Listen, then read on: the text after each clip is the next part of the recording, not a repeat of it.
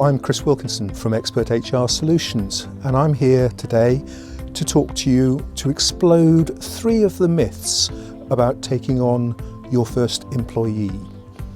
Myth number 1 is that it's too expensive. Myth number 2 is that there is a myriad of employment law that is very difficult to understand. And myth number 3 is that it's almost impossible to get rid of someone once you have taken them on.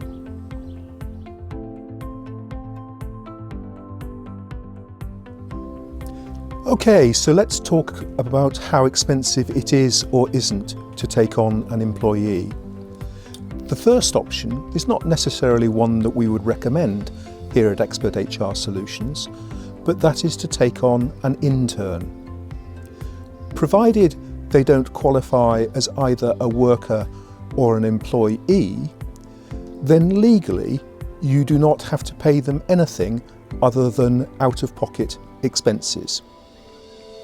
So the second option, and this is being pushed very hard by the government at the moment, is to take on an apprentice.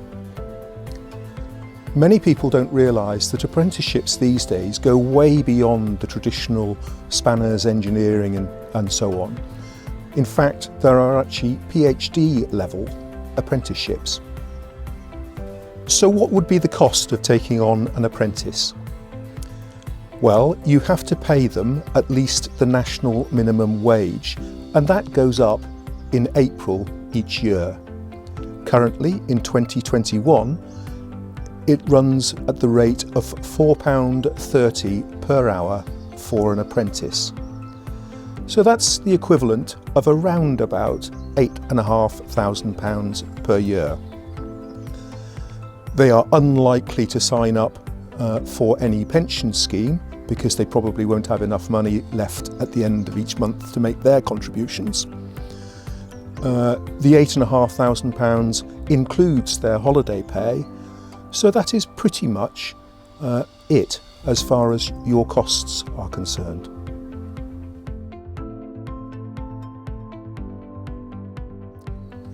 So to conclude this section, you could take on your first employee for as little as around £8,500 per year.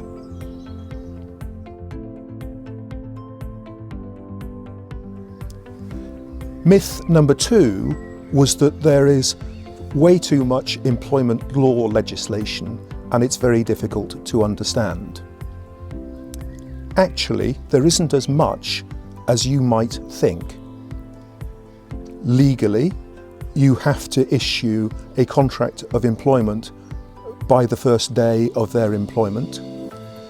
You have to have a disciplinary policy and you have to have a grievance policy. If you employ fewer than 4 employees, you do not need a health and safety policy, depending on the sector that you are operating in. And we advise that you do have a GDPR compliant data protection policy, because if you are reported, then nowadays the regulator is obliged to investigate your alleged breach, and the first thing that they will ask for is your data protection policy. If you want some outside professional help to write these documents, then please feel free to contact us at Expert HR Solutions. We write these on almost a daily basis for hundreds of different companies.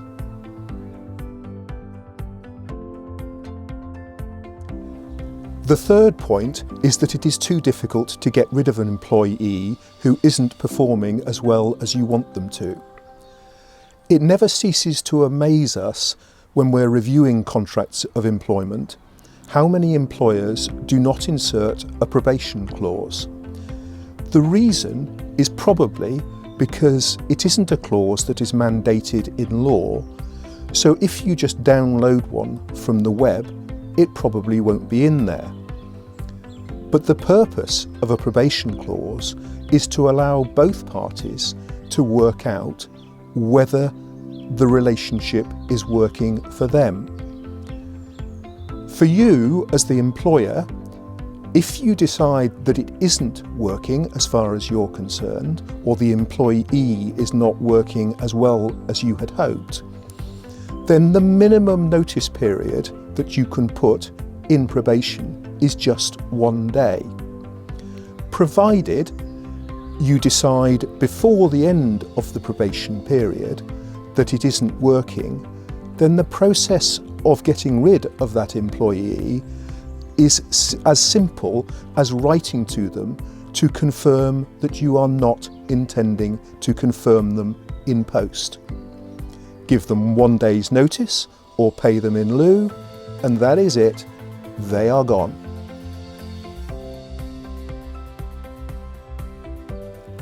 Well, that's the end of this short video.